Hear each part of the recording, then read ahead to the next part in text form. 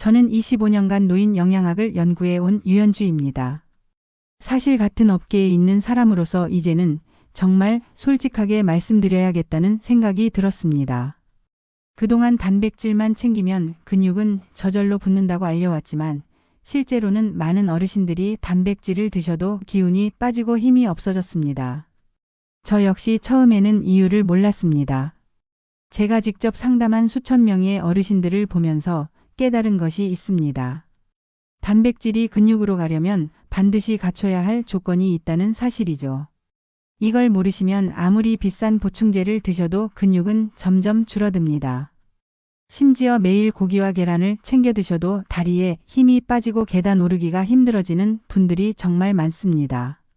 왜 이런 일이 생기는 걸까요? 60세가 넘으면 우리 몸에서는 중요한 변화가 일어납니다. 위산 분비량이 줄어들고 소화효소도 감소하면서 같은 음식을 먹어도 실제로 흡수되는 양은 절반도 안 되는 경우가 많습니다. 더 큰 문제는 단백질만으로는 근육이 만들어지지 않는다는 사실입니다. 오늘 제가 그동안 현장에서 직접 확인한 이야기를 솔직하게 털어놓겠습니다. 단백질을 제대로 근육으로 보내는 방법과 함께 먹어야 할 영양소들, 그리고 경제적으로 오래 지속할 수 있는 실제 식품들까지 모두 알려드리겠습니다.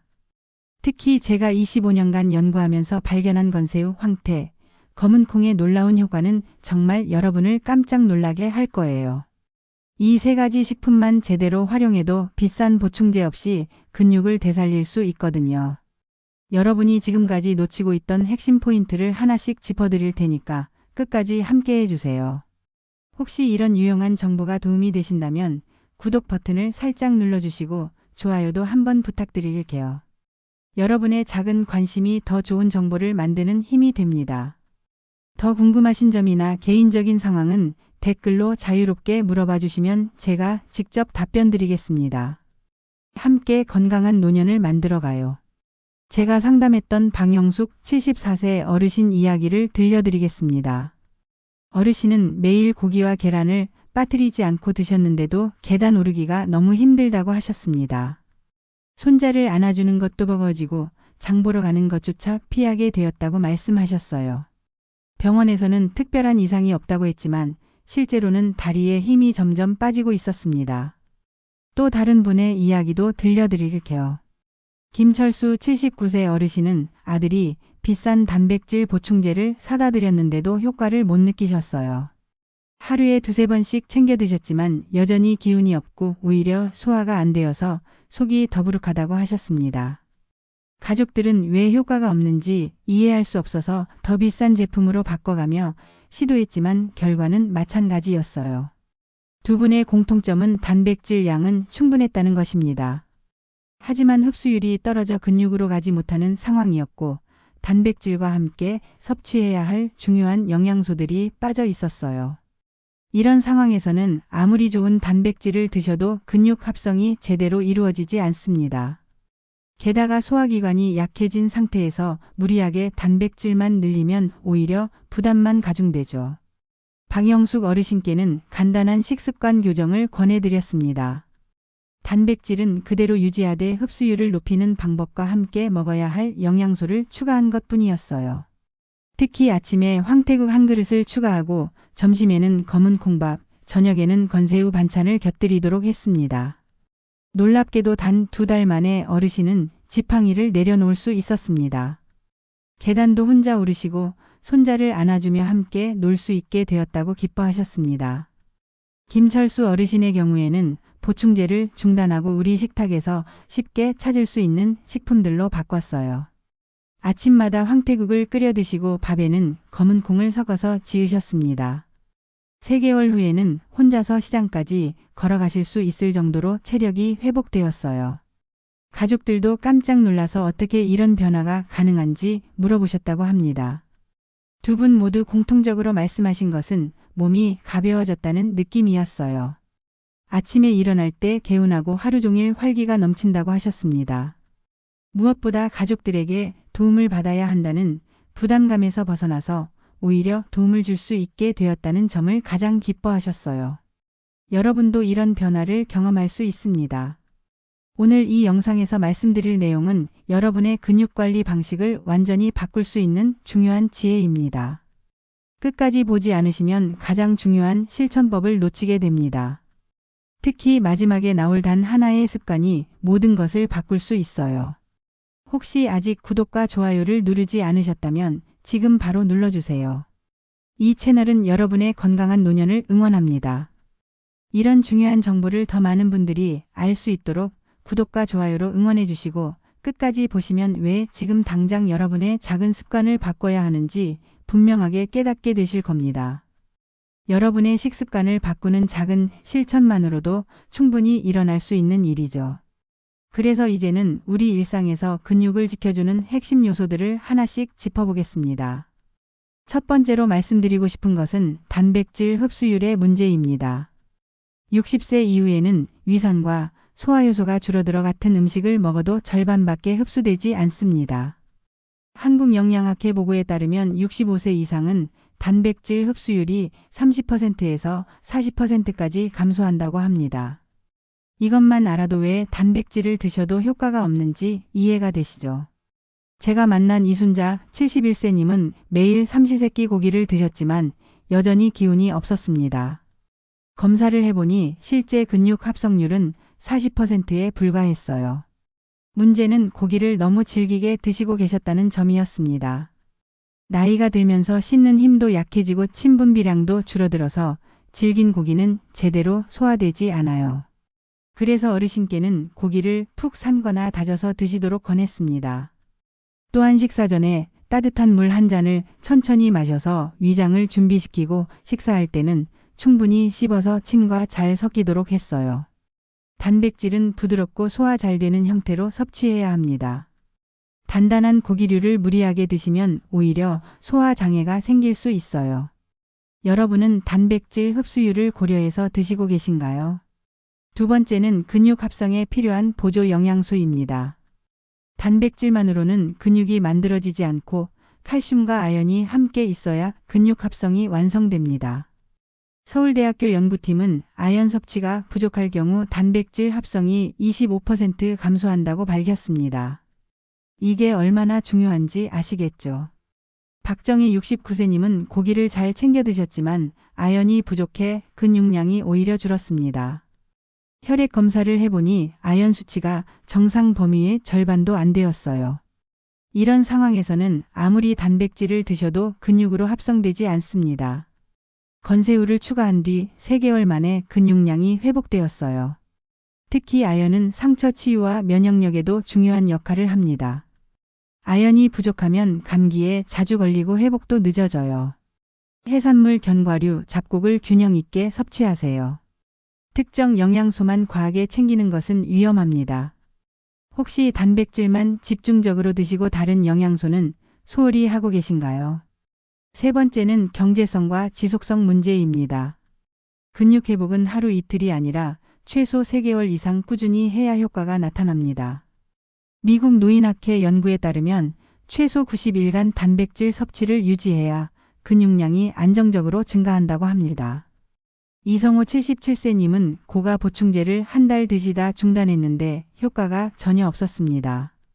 한 통에 15만 원짜리 보충제를 사서 드시다가 경제적 부담 때문에 중단하셨어요. 그러고 나서는 단백질 섭취 자체를 포기하게 되었죠. 대신 값싸고 꾸준히 먹을 수 있는 식품으로 바꾸자 2개월 만에 보행 속도가 빨라졌어요. 우리가 놓치기 쉬운 부분이 바로 이거예요. 건강관리는 단거리 달리기가 아니라 마라톤입니다. 꾸준함이 가장 중요해요. 장바구니에 오래 담을 수 있는 건새우, 황태, 검은 콩 같은 식품을 활용하세요. 무리한 지출은 결국 꾸준함을 막습니다. 여러분은 지금 드시는 단백질 식품을 3개월 이상 유지할 수 있을까요? 네 번째로 건새우의 숨은 가치를 말씀드리겠습니다. 건새우는 단백질뿐 아니라 칼슘, 아연이 함께 들어있어 근육, 뼈, 면역을 동시에 강화합니다. 농촌진흥청 분석에 따르면 건새우의 칼슘은 우유의 10배, 아연은 생새우의 5배에 달한다고 해요. 김술래 72세님은 건새우를 꾸준히 드신 뒤 근육량이 12% 늘고 지팡이 없이 산책이 가능해졌습니다. 어르신이 처음에는 건새우의 비린내 때문에 꺼려 하셨어요. 하지만 마늘과 생강을 함께 볶으니 냄새도 사라지고 고소한 맛이 났다고 하시더라고요. 또한 건새우는 보관이 쉬워서 냉동실에 넣어두고 필요할 때마다 꺼내 쓸 수 있어요. 시금치나 무와 함께 조리하면 흡수율이 더욱 올라갑니다. 시금치의 비타민C가 건새우의 철분 흡수를 돕고 무의 소화효소가 단백질 분해를 촉진해줘요. 염분이 많은 건제품은 조리할 때 충분히 헹구세요.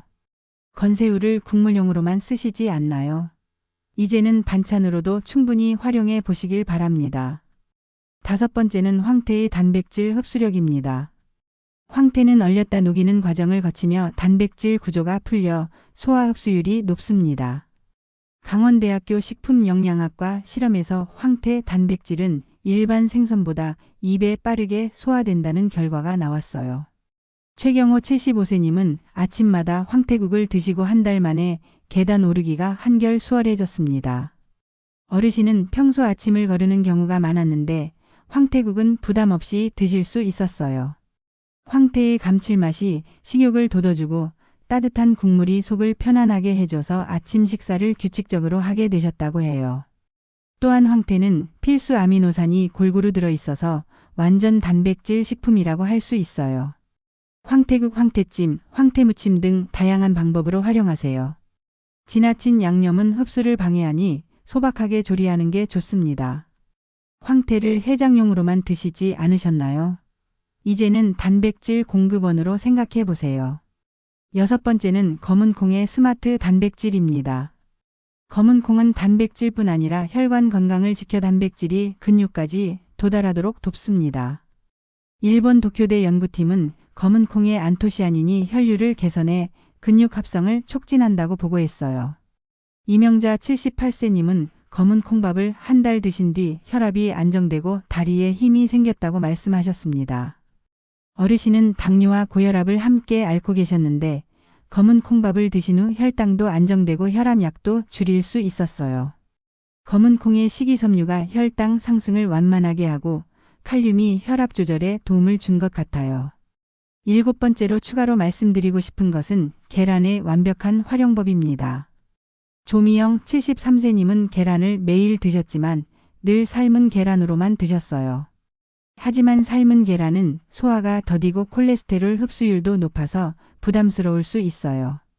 대신 계란찜이나 달걀국으로 바꿔서 드시도록 권했습니다. 계란찜은 부드러워서 소화가 잘 되고 달걀국은 수분과 함께 섭취해서 흡수율이 높아져요. 특히 계란 흰자의 알부민은 근육 합성에 가장 이상적인 아미노산 조합을 가지고 있어서 어르신들께 정말 좋습니다. 3개월 후 어르신은 근육량뿐 아니라 혈중 단백질 수치도 정상 범위로 회복되었어요. 밥, 두유, 나물 등 다양한 방식으로 꾸준히 드세요. 짜게 조리하면 효과가 반감됩니다. 혹시 아직도 검은콩을 단순한 밥 반찬으로만 생각하시나요? 이제는 근육을 지키는 핵심 식품으로 인식을 바꿔보세요. 이제 근육을 지키는 방법이 조금은 보이시죠? 하지만 여기서 멈출 수 없습니다. 다음은 실제 생활 속에서 바로 실천할 수 있는 확장된 방법들을 알려드리겠습니다. 가장 먼저 아침 습관을 바꿔보세요. 아침에 단백질을 섭취하면 하루 근육 합성이 촉진됩니다. 하지만 빵이나 죽만 드시면 단백질 부족 현상이 생기죠. 황태국이나 두유를 꼭 곁들이세요. 특히 황태국은 아침 공복에 드시면 소화 흡수가 더욱 좋아집니다. 밤사이 비어있던 위장에 부드러운 단백질이 들어가면서 하루 에너지의 기반이 됩니다. 제가 상담한 한 어르신은 평소 아침에 토스트 한 조각만 드시다가 황태국을 추가한 뒤 오전 내내 활기가 넘친다고 하셨어요. 또한 아침 단백질은 혈당을 안정시켜서 점심까지 허기지지 않게 해줍니다. 황태국을 끓이기 어려우시면 황태포를 우린 물에 계란을 풀어서 달걀국으로 만드셔도 좋아요. 시간이 없으시면 전날 밤에 미리 우려둔 황태 우린 물을 냉장고에 보관했다가 아침에 데워서 드시면 됩니다. 여러분의 아침 식단에는 단백질이 있나요? 점심에는 콩밥을 활용해 보세요. 흰쌀밥 대신 검은 콩밥을 드시면 혈당 관리와 근육 합성이 동시에 됩니다. 검은 콩의 식이섬유가 혈당 상승을 늦춰주고 단백질은 근육을 지켜줍니다. 콩의 비율이 지나치면 소화가 더딜 수 있으니 쌀과 검은 콩을 3대1 비율로 섞어 지으세요. 처음에는 콩 비율을 적게 시작해서 점차 늘려가시면 됩니다. 검은 콩을 미리 불려서 냉동 보관해 두시면 편리해요. 밥을 지을 때마다 조금씩 넣어서 지으시면 되거든요. 검은 콩밥은 씹는 맛도 좋고 고소한 향이 나서 흰밥보다 더 맛있다고 하시는 분들이 많아요. 검은 콩을 따로 삶아서 밑반찬으로 만들어 두셔도 좋습니다. 간장과 올리고당으로 간을 맞춰서 졸이면 아이들도 좋아하는 반찬이 되죠. 손자, 손녀들과 함께 드실 수 있어서 더욱 좋습니다. 오늘 점심 메뉴는 무엇으로 준비하실 건가요? 저녁에는 가볍게 건새우 반찬을 곁들여 보세요. 저녁에 건새우 반찬을 드시면 단백질 보충과 숙면에도 도움됩니다. 건새우의 칼슘과 마그네슘이 신경을 안정시켜 잠들기도 편해지죠. 기름에 과하게 볶지 말고 건새우 무침이나 건새우 볶음으로 식탁을 채우세요. 마늘과 함께 볶으면 비린내도 사라지고 맛도 좋아집니다. 건새우는 미리 찬물에 30분 정도 담가서 염분을 빼고 사용하시면 더욱 좋아요. 또한 건새우를 갈아서 가루로 만들어 두시면 국물 요리에 감칠맛을 더할 수 있어서 천연 조미료로도 활용할 수 있습니다. 건새우 볶음을 만들 때는 참기름보다는 들기름을 사용하시면 오메가3 지방산까지 함께 섭취할 수 있어요.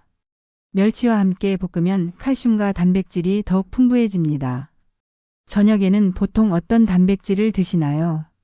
단백질 흡수를 돕는 궁합도 중요합니다. 비타민C, 오메가3 같은 성분이 단백질 합성을 배가시킵니다. 건새우와 시금치, 황태와 무, 검은 콩과 들기름을 함께 드세요. 시금치에 들어있는 비타민 C는 건새우의 철분 흡수를 도와주고 무의 디아스타제 효소는 단백질 소화를 촉진해줍니다. 반대로 커피와 함께 섭취하면 흡수가 방해되니 식후 1시간 뒤에 커피를 드시는 것이 좋습니다. 녹차도 마찬가지로 식사와 간격을 두세요. 카페인과 탄닌 성분이 단백질과 결합해서 흡수를 방해할 수 있거든요. 대신 식후에는 따뜻한 보리차나 결명자차를 드시면 소화에 도움이 됩니다. 식전에는 매실차나 생강차를 드시면 식욕을 돋우고 소화액 분비를 촉진해서 단백질 흡수율을 높일 수 있어요. 평소 반찬 조합을 신경 써보신 적 있나요? 이제 2주 집중 플랜을 말씀드리겠습니다. 14일만 꾸준히 실천해도 걸음 속도와 체력이 달라집니다. 하지만 하루 이틀 하고 중단하면 효과가 없어요. 1주차는 황태국과 검은 콩밥으로 시작하세요. 아침에는 황태국 한 그릇, 점심에는 검은 콩밥, 저녁에는 가벼운 두부 요리로 하루 단백질 기반을 만드세요. 첫 주에는 몸이 적응하는 시간이 필요합니다. 처음 3일 정도는 소화가 평소와 다를 수 있지만 걱정하지 마세요. 위장이 새로운 식품에 적응하는 자연스러운 과정이에요.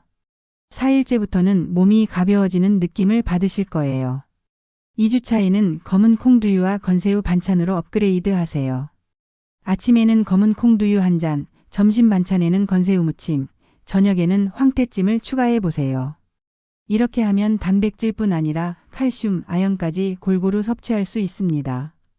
2주가 지나면 계단 오르기가 한결 수월해지고 오후에도 덜 피곤하다는 느낌을 받으실 거예요. 특히 아침에 일어날 때 개운함이 다르고 밤에 잠들기도 편해집니다. 근육이 회복되면서 전체적인 몸의 균형이 좋아지는 거죠. 3주차부터는 본격적인 변화가 시작됩니다. 이때부터는 여러분만의 방식으로 응용해 보세요.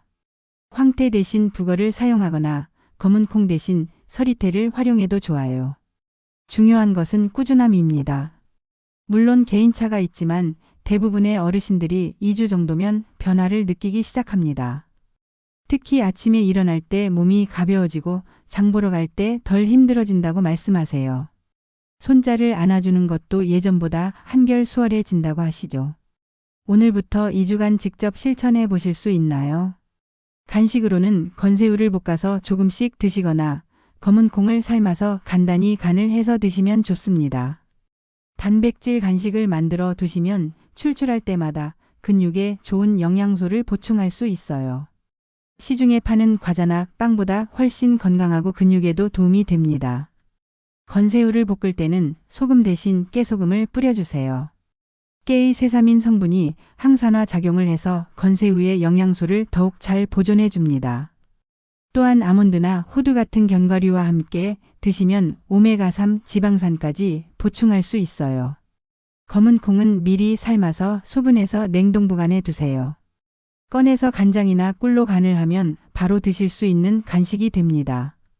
손자, 손녀들도 좋아해서 함께 나눠 드실 수 있어요. 마지막으로 수분 섭취도 잊지 마세요. 단백질 대사에는 충분한 수분이 필요합니다. 하루에 물 6잔 이상은 드시고 특히 단백질 식사 후에는 따뜻한 물 1잔을 천천히 마시면 소화에 도움이 됩니다. 물을 마시기 어려우시면 보리차나 옥수수차를 우려서 드세요. 냉장고에 항상 준비해 두시고 조금씩 자주 마시는 것이 좋습니다. 수분이 부족하면 단백질이 제대로 운반되지 않아서 근육 합성 효율이 떨어져요. 특히 겨울철에는 실내가 건조해서 수분 손실이 많으니 더욱 신경 써주세요. 가습기를 틀어서 적정 습도를 유지하는 것도 도움이 됩니다. 목이 마르다고 느끼기 전에 미리미리 수분을 보충하는 습관을 들이세요. 이제 마지막으로 오늘 내용을 정리하면서 왜 오늘부터 단백질 습관을 바꿔야 하는지 말씀드리겠습니다. 오늘 제가 말씀드린 핵심은 단 하나입니다. 단백질만 챙긴다고 근육이 지켜지는 게 아닙니다. 지금까지 많은 분들이 잘못 알고 계셨던 것은 단백질 양만 늘리면 된다는 생각이었어요. 하지만 실제로는 흡수율, 보조 영양소, 지속성이 훨씬 중요합니다. 25년간 수천 명의 어르신들을 상담하면서 제가 깨달은 것은 작은 변화가 가장 큰 결과를 만든다는 사실이에요. 거창한 계획보다는 매일 실천할 수 있는 간단한 습관이 진짜 여러분의 인생을 바꿉니다. 잘못 관리하시면 어떻게 될까요? 단백질을 먹어도 흡수가 되지 않아 근육이 계속 줄어듭니다. 보행 능력이 떨어지고 계단 오르기가 힘들어지죠. 면역력도 약해져서 감기에 자주 걸리고 회복도 늦어집니다.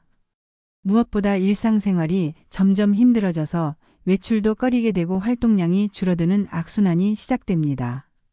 실제로 제가 상담한 분들 중에 이런 경우가 너무 많았어요. 처음에는 조금 힘들다고 생각하시다가 점점 집에만 계시게 되고 결국 우울감까지 찾아오는 경우를 자주 봤습니다. 가족들도 걱정이 많아지고 병원비도 늘어나고 전체 가정의 분위기가 무거워지죠. 특히 근육량이 줄어들면 당뇨와 고혈압 관리도 어려워집니다. 근육이 혈당을 소모하는 주요 기관인데 근육량이 줄면 혈당 조절이 힘들어지거든요. 또한 혈액순환도 나빠져서 손발이 차가워지고 부종도 생기기 쉬워요. 하지만 제대로 관리하시면 완전히 다릅니다. 건새우, 황태, 검은 콩 같은 식품만으로도 근육은 물론 혈관과 면역까지 되살아납니다. 2주 만에 계단 오르기가 수월해지고 한 달 후에는 지팡이 없이도 산책이 가능해집니다. 3개월 지나면 손자를 안아주고 함께 놀 수 있는 체력이 돌아옵니다. 제가 직접 상담한 어르신들을 보면 가장 큰 변화는 자신감이에요. 몸이 가벼워지니까 외출도 자주 하시고 친구들과 만나는 것도 즐거워하세요.